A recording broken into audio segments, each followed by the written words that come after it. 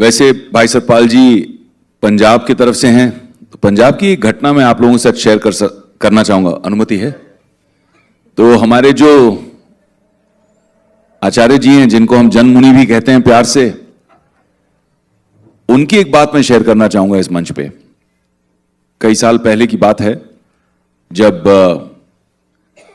दो समुदायों में बहुत तीव्र रूप से झगड़ा हो रहा था। It was a very intense situation, और हमारे जो सिख भाई हैं, उनकी जो सेंटिमेंट्स हैं वो बहुत बुरी तरह से हर्ट हो गई थी।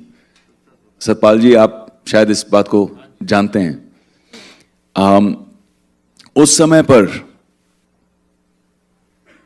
ये वो कहते हैं, जैसे हनुमान जी के बारे में भी कहते हैं कभी कभी कि वो कैसे लंका चले गए थे। वैसे ही आचार्य जी जैन मुनि हैं, जैन समुदाय को रिप्रेजेंट करते हैं। The conflict was between two parties that had nothing to do with Jainism. It was between Sikhs and a certain sect. And ऐसा ऐलान हो गया था कि 1 तारीख को हम 1 लाख नंगी तलवारें लेकर, ब्रांडिश्ड स्वॉर्ड्स, हम उतर जाएंगे चंडीगढ़ में, रोड्स पर उतर जाएंगे. अब ऐसे इंटेंस माहौल में there will be riots, there will be burning, all kinds of issues will happen. गुस्सा जब आता है तो इंसान अपनी बैलेंस को खो देता है. और तब आचार्य जी उस मैदान में उतरे एंड दिन रात मेहनत कर उन्होंने 2 वॉरिंग फैक्शंस के बीच में किस तरह से पीस का रोल प्ले किया. तो when he was talking about peace ambassador, शांति दूत जो वो बोल रहे हैं जिनके बारे में, he means it because he has lived it. He is not just saying it, he has lived it. खुद रहे हैं. जब जैन समुदाय का कोई लेना देना नहीं था, तब भी जैन समुदाय का कंट्रीब्यूशन उस माहौल में पीस था, हमारे जैन मुनि, हमारे जन मुनि के माध्यम से. तो Acharya ji, in a world of conflict now, how can you contribute even if you have nothing at stake? नहीं, इसमें विवेक जी कुछ, क्योंकि ये फिल्मों में काम करते हैं तो प्यार की बातें ज्यादा करते हैं,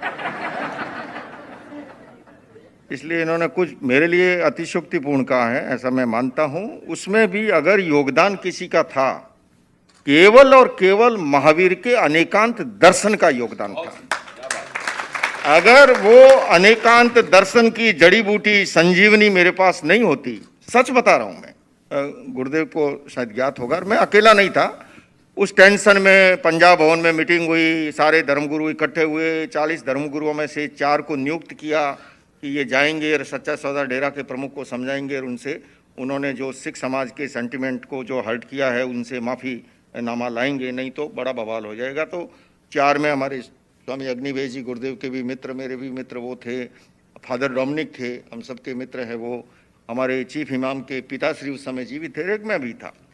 और मैं बताता हूँ कि उस दिन मोबाइल पर कोई आधा घंटा ऐसा नहीं गया, एक तरफ भारत के home minister of India Shivraj Patil का फोन आ रहा है, कभी पंजाब के चीफ मिनिस्टर प्रकाश सिंह बादल का आ रहा है, कभी हरियाणा के चीफ मिनिस्टर उस समय भूपेंद्र सिंह हुड्डा का, क्योंकि सबकी सांसें अटकी हुई थी कि न जाने 1 तारीख को क्या होगा. हम लोग बैठे 7.5 घंटे तक, उनको समझाया बुझाया तो वो माफ़ी के लिए तैयार हो गए. लेकिन होता क्या है, कभी कभी आसपास में जो सलाहकार होते हैं ना, वो तैयार हो गए, हम बाहर आए और सलाहकारों ने वापस भड़का दिया, बोले नहीं माफ़ी नहीं मांगेंगे. फिर दोबारा बैठे, फिर समझाया, वो तैयार हो जाते हैं मूल पर्सन, लेकिन फिर से सलाहकारों ने फिर कह दिया, अंततः उन्होंने कह दिया जी हम माफ़ी नहीं मांगेंगे. अब हम लोग भी टेंशन में आ गए कि जिस आशा से हमें भेजा गया था हम भी उसमें खरे नहीं उतर पा रहे हैं. और उससे बड़ी बात है जो है वो समाज की है, देश की है. अचानक एक लाइट हुई. मेरे गुरु के जीवन में ऐसा वाकया आया था. आचार्य तुलसी ने एक पुस्तक लिखी थी और उस पर बड़ा बवाल हुआ. कोर्ट ने फैसला दे दिया कि ये पुस्तक सही है. प्रधानमंत्री इंदिरा गांधी और अटल बिहारी वाजपेयी, पूरा देश, जयप्रकाश नारायण, सब उनके साथ थे. पर आचार्य तुलसी ने कहा कि नहीं, मैं एक संत हूं, साहित्यकार बाद में हूं, पहले संत हूं, और मेरी पुस्तक के कारण से अगर लोग गलत समझ रहे हैं तो मैं इस पुस्तक को वापस लेता हूं। और उस दिन वो जैन आचार्य जन आचार्य बन गया। मैंने उनसे कहा कि इस माफी मांगने से आप छोटे नहीं होंगे। भगवान महावीर कहते हैं क्षमा वीरस्य भूषणम। राष्ट्र कवि दिनकर कहते हैं क्षमा शोभती उस भुजंग को जिसके पास गरल हो, अरे उसको क्या जो दंतहीन विषहीन विनीत सरल हो।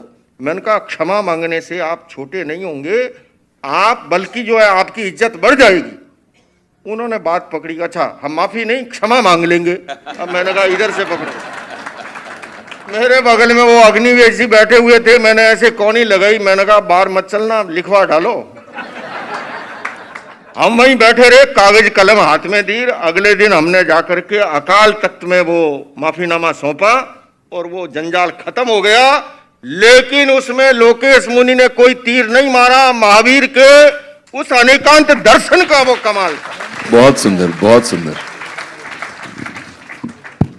नहीं, ये अपनी सहजता सरलता से बोल रहे हैं, इन्हीं का सब था उसमें।